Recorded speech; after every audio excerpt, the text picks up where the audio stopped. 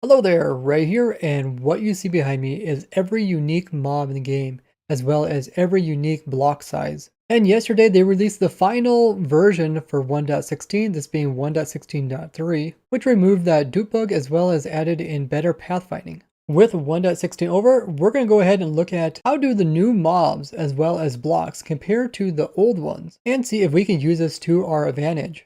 And remember guys, don't forget to subscribe as I have hundreds of videos about cool things that you can do in your survival Minecraft worlds. So over here on the right hand side, we have three main groups of blocks. The one on this side is all blocks with unique height. So if you start on this end, this is the shortest block and you move across, go all the way to the tallest block in the game. And everything in a row is exactly the same height, or some part of the block is. And each version we come in here and see if the new blocks can be added to this list or even add in a new column. Now most of the new blocks for 1.16 either fall in the full block category right here or the slab category right here. But we have one that is very unique. You can see it is the chain. So the chain was originally added only being able to be placed vertically, but later they added so you can also turn it horizontally. Now chain is actually quite unique because unlike most blocks, which edges aligned to a edge of a pixel, the chain aligns to half a pixel. If you look very closely, you can see there's a pixel right there where I'm aiming, and if I highlight the chain, you can see it only comes to halfway on either side. And we only have a couple blocks in the entire game which ignore this on pixel rule. One of them being the lily pad. Otherwise, most of them go like 1 pixel, 2 pixel, 3 pixel, 4 pixel. Now there actually used to be something that was 5 pixel, but it has been removed from the game. And that is the cauldrons. They were originally at such a height where I showed it's possible to hop in them, then relog, and you can actually clip through bedrock and use this as a way to get on top of the nether ceiling. After showcasing that, the developers removed the cauldron height from that category and bumped it down into the 4 pixel category. Now that trick that I created to get above bedrock by using a cauldron, the entire method was fixed as the player can no longer flip into blocks by relogging while crouched. Instead, the game is changed so that if you're underneath of a block, it'll just squish your player down automatically. And this change is the same change that puts you like in swimming mode when you go underneath of a trapdoor. Let me go to 6 pixels, 7, 8, 9, and then this is 10. And then the chain is actually 9.5. Let's take a look at what it would look like if you stand on a bed. You can see right here, it shows my Y level and how high I'm off. And I'm currently 0.56 blocks taller than a whole block. If I would hop down here, you can see it sits at exactly half, and then a bed is a little bit taller. And then in the past, you'd go right up here to the snow layer, which is 0.62. And now we have a unique size in between. So we go from 0.56 to 0.59 and then to 0.62. And because it is so unique, I had to move everything to the side to make room for it. Now if you're making the lowest sloped stair, it would be this long. So it would start here 1, 2, 3, 4, 5, 6, 7, 8, 9, 10, 11, 12, 13, 14, 15, 16, 17 blocks long just to walk up one block. Now you can make this slightly longer by adding in a boat. That is an entity. And there's a lot of different ways you can mix match these blocks in order to come out with the same amount. And at the very end here, we also have some blocks that are 1.5 blocks tall. If you're wondering how the boat staircase works, essentially if you place a boat on top of different blocks, so like if I would place it on top of this, it'll make a new height in which a player can stand. And boats are one of the few entities that the player can stand on top of and not fall straight through. The only problem is the boat is in itself the same height as a bed. So you can see this is 5.6. 5.6, and because it's slightly taller than a half of a block, if I place on a half a block or any block that is taller than that, it would give me a size above 1 block. So that's useless if you're trying to make a staircase between 0 and 1 meter tall. The only blocks you can place on top of are these ones down at this end. The problem with that is if you place it on any of these, it's going to create a height which we already have. So a daylight plus a boat puts us at 0.937. If we go over here and we stand on this, we are also at 0.937. So it doesn't actually give us a unique height for our steps in our stair. But there is one block that actually does do that. I'm gonna go ahead and build a staircase behind this so you guys can see what it looks like. So this is the longest staircase. It starts over here, the carpet, lily pad, repeater, trapdoor. Then we have 4 layers of snow, daylight sensor, turtle egg, slab, bed, the noon chain, and then we move on to an end rod. And this is where we use a boat. A boat is actually on top of a lily pad, and this gives us a unique height when we stand on it. So if we stand on the end rod, we're at 62, and then we move on to the boat on top of a lily pad, we're at 65. And then if we continue, we go up to a conduit, chanting table, then a chorus plant, a chest, and then a path block, and then finally to a full block. And the only problem is with having a boat on top of a lily pad is that boats try to break lily pads whenever they're close to them. So if I place one here, you'll see it breaks after a short period. So typically in survival, you can't pull this off. What I did is give this boat no gravity tag. So once I set on top of the lily pad, despite it breaking it after a short period, it wouldn't fall downwards. So we were able to add one more block into this staircase, meaning a total of 19 blocks. I know what you guys are thinking. I cheated here and I can't actually do this in survival. And that's where my knowledge of how the game works and how to trick the game into doing stuff that typically shouldn't be possible comes into play. So here I got a little setup showing you guys how you can actually perform this in survival. It uses a lot of cool tricks. So what I got going on in here is I actually made a ghost block item right here. That lily pad is not really there. If I right click it, it's going to vanish. It's only client side. And the way you do this is by having a player in your world that's hopping up and down in a bubble column, and you're actually able to once in a while click on the water source with a lily pad, and it looks like you actually placed it there. The lily pad isn't really there, and that's why the player is able to go right through it. So only for me is the lily pad there, and for that player it is not. Now the second part of the trick is to have a boat land on top of a block that doesn't exist for the server. So if I put a stone block up here, and if I put a boat in here, if I drop the boat onto the lily pad, since it doesn't exist for the server, it's actually going to fall right through it and get pushed off to the side. So I'll show you that again. It's not actually touching the player.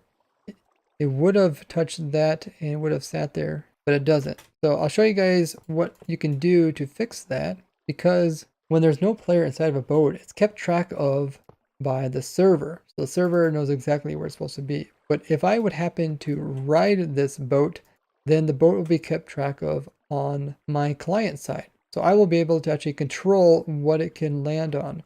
So currently I have a lily pad, which is client side. And if I hop in this boat, it will also be client side. I'm just going to drop the boat right in it.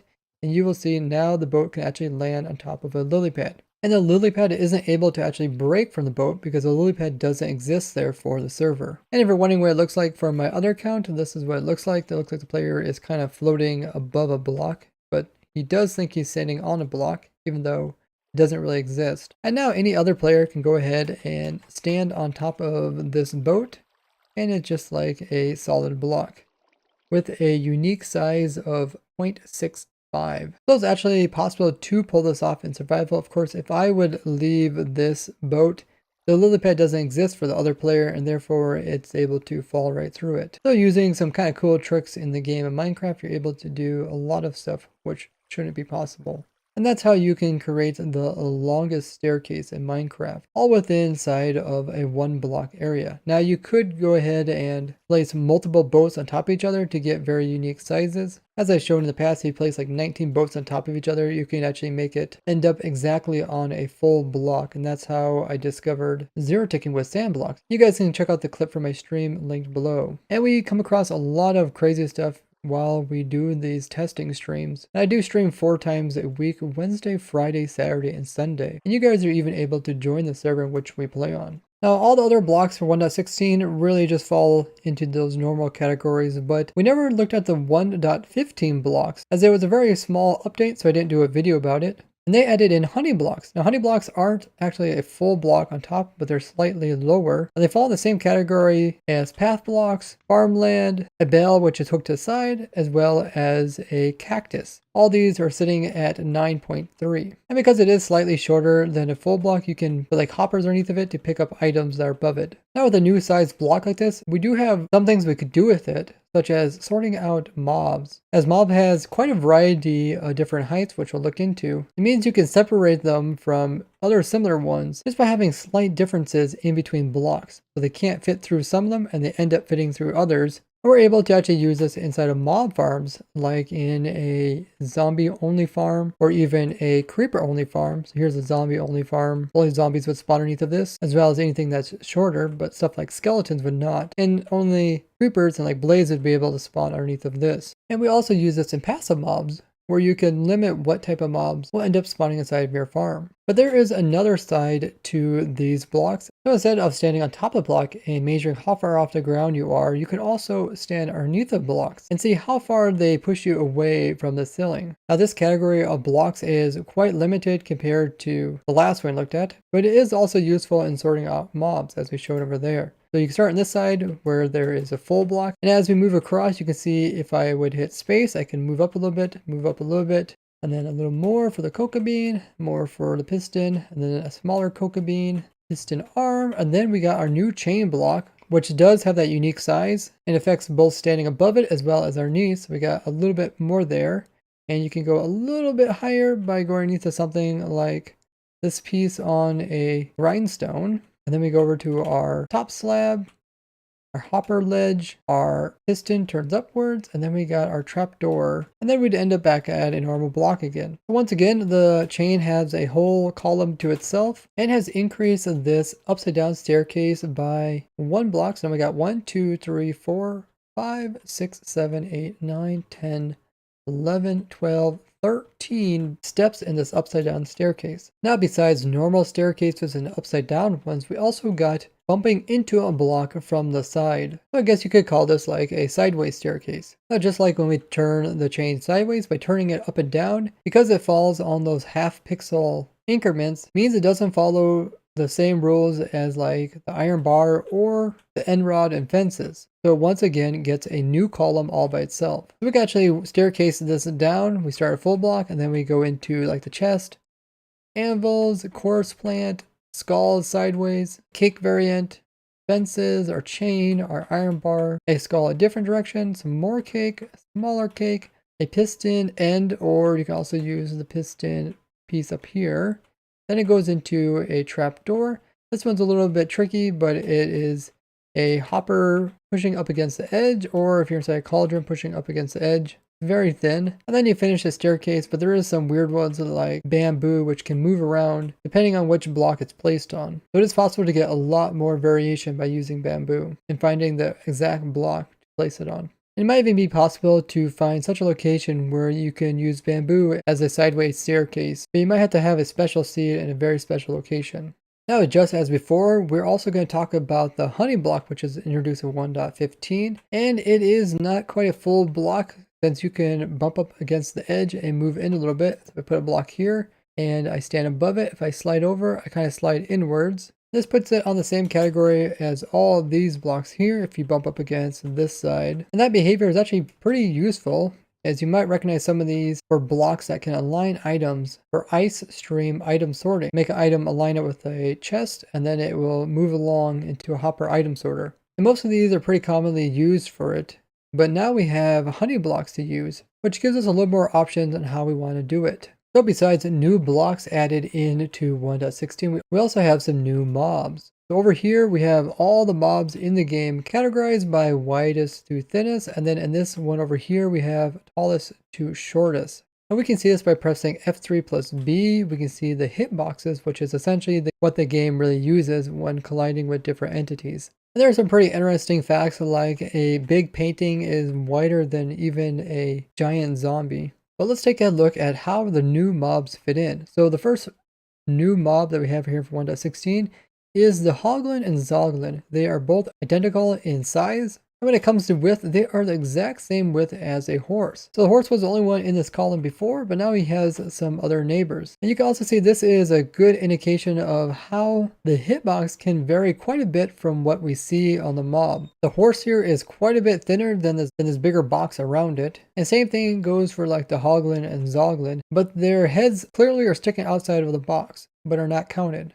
This is because the typical theme to do with entities and mobs is that they're always square from above. There's only a couple exceptions, such as paintings, which are a little bit different, having 3 unique dimensions rather than the typical 2 being height and width. So just like horses and any other mob that hangs over one block, They take a 3x3 area in order to spawn in. Let's keep moving down here until we reach another new mob. So in this column right here, we have the Strider. And once again, we're looking at the width of this mob compared to past mobs. You can see it is the same width as like a pig, a sheep, a cow, a llama, a wither, even a dolphin. All of them being slightly smaller than a full block. Now if we continue going down this way, we have a 1.15 mob. This is the bee.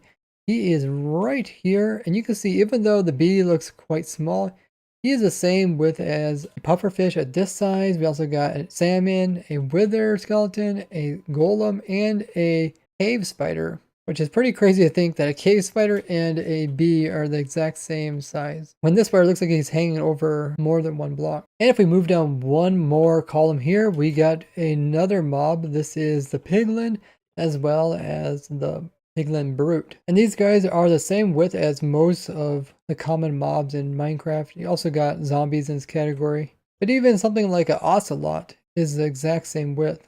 And the category continues to get thinner and thinner as we move across. In the very end here, we have some really strange ones. But something I didn't include in any of these categories is the baby animals, which are always exactly half the size as adults. And because they are half the size, there's quite a variety in them too. But most of them will grow up over time. So I just have the zombie variant right here, since he doesn't grow up. But zombie variations are no longer the only mob that can't grow up as a baby. With 1.16, we now have the baby zoglin. These can be obtained by having 2 adult hoglins that breed and make a baby hoglin, and then you bring it over to the overworld and it converts into a zoglin. Now the hoglin babies actually grow up despite them being a hostile mob, but the zoglin baby does not. So I put a baby cow over here and a baby zoglin, and after 20 minutes the baby cow grew up, but the zoglin does not. Let's go ahead and add this guy to our list of mobs. Because we know all babies are exactly half the height and width of the adults, we can find the zoglin, and then we can take these numbers and divide them by half. So I'm just going to write baby zoglin, and the width is this number here, and the height being 0.7 blocks. And then if we sort this by the height, we can see where the baby falls in. So baby zoglin is the same height as all the minecarts.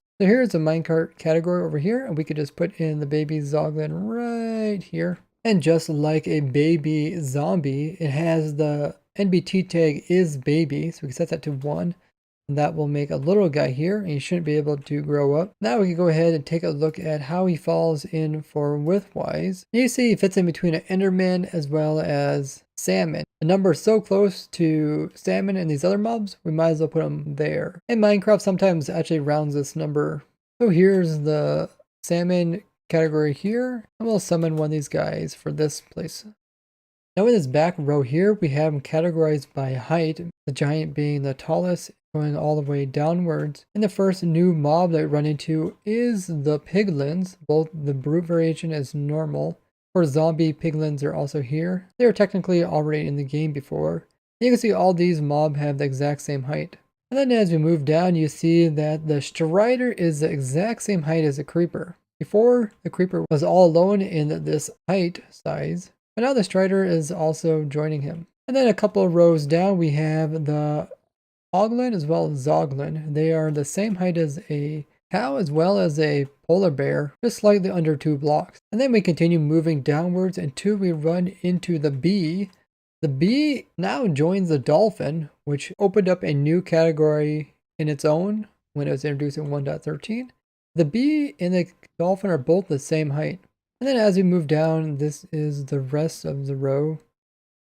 Now I really like coming to this world because it's really easy to visually see different mobs and their sizes and how you can use those to your advantage. But besides putting this into a nice world where you guys can view, we also made a document that covers all the sizes of mobs, heights, and widths, and you can categorize them. We also got the block sizes from the top, block sizes from the side, and block sizes from the bottom. If you're looking for specific numbers or how they rank among each other, this document is open to the public and I try to update it every version. There was no new columns added for the mobs, but there was one added here for the chain as well as the other categories of block sizes. And remember how I was telling you that the cauldron was removed from the 5 pixel category, so there's actually nothing in this category. And you can kind of compare this to other categories where there's nothing here in the 6 pixel category. And there's quite a few rows that don't have any blocks for here, like the 9 pixel, 11 pixel, 14 and 15 pixel. And I also had a experimental category over here where I was trying to use boats to get block sizes in between. But if you think you can do better, you're welcome to use this page to try. Now, besides categorizing the blocks and entities by the size, I also have another thing in this world, which is all mobs categorized by the rarity in which they appear in survival. You guys really seem to enjoy this list here, and this is the same list which we use to capture mobs for the ProtoTech Zoo. That is a big project that we have on the survival server that I play on. We're trying to collect one of every mob in the game of Minecraft and showcase it in a unique display case designed by the viewers. You guys can learn more about that at this document here, which is linked in my descriptions, categorizing all the mobs and their rarity, and which ones we have claimed and who claimed them. Every claimed mob also gets a unique video of us capturing and displaying the mob on YouTube. So with the new mobs added in the game, we went ahead and categorized them in these columns. So in the common category here, we have a few common mobs, and the new one is the piglin. These guys are quite abundant, not only in the Crimson Forest biome, but also the Nether Waste. The next new one that's in the common category here is the hoglin, which also appears in the Crimson biome. And because he's commonly found there, he is in the common category. The next row we have here is the uncommon mobs. These are mobs that typically are more in a specific biome and are harder to come across. So for the new mobs, we got to go all the way down here to the end where we have the Strider. Now because the Strider is a passive mob and passive mobs just don't show up in the game as much as like hostile mobs, mostly due to hostile mobs being a lot more abundant. The Strider is in the uncommon category. And if you find some lava in the nether, you can typically find these guys. In the next column, we have the rare mobs. The rare ones include ones that are quite a bit harder to find in a vanilla world. And if we go down here to the end, we can find a new guy. This is a zoglin. Now because a zoglin consists of a hoglin coming over into the overworld and then converting, it is rare enough to be in the rare category. And since we're also talking about 1.15, we got the bee here as well, who's pretty rare to find, with natural beehives being not too easy to come by. Now besides the common, uncommon, and rare categories, we also have the epic. These are usually ones that are kind of considered bosses or come into game a little bit differently, which makes them harder to find. And we got a new guy here at the end. This is the piglin brutes. These guys only generate with the bastions, and only a couple of them generate per bastion. And those structures are quite rare to find in the nether dimension. Because of this, it puts them on the same tier as all of these mobs here. Now, if you're wondering what are the other categories, we also have the legendary category, which consists of discontinued mobs. These are mobs that you used to obtain in the game of vanilla survival, but no longer can in future versions. Now, we actually have this one as well as this one on the ProtoTech server. But this one is so extremely hard, I doubt anybody has ever obtained this in survival. And if you're wondering why this is almost impossible to obtain, make sure to check out the video linked in the description. But all of these actually could be obtained in vanilla survival. That is different than this category here, which is mythical. This consists of mobs that are in the vanilla game of Minecraft, but are not in the survival aspect of it. This includes stuff like giants. We also got zombie horses, killer bunny, we got the illusioner, we got a odd size mob. This could include slimes, withers, phantoms, anything that has a size NBT. Of course, we got Gordy here, the crazy pumpkin headed guy that's also my avatar. And then we got the baby skeleton horse, which you can get adults in the game, but you can't actually breed them to get babies. And of course, my favorite here, the Zompiglin, which is a glitched out mob that you could get during a snapshot when trying to summon in a baby zombie riding a chicken with commands. Now, of course, I also updated the document covering all the mobs in the game Minecraft. So now these new mobs are up for grabs. This document's linked in all my descriptions as well. And I will be reopening a bunch of mobs who don't have enough information to build up a display case. So if you guys did claim a mob, make sure you fill in this entire row so we're able to build up your display case. If it's not done within 1 month, we're going to go ahead and reopen them up so other people can claim the mobs. Currently, we have captured a total of 18 out of 76 mobs. We're sitting at 23% complete.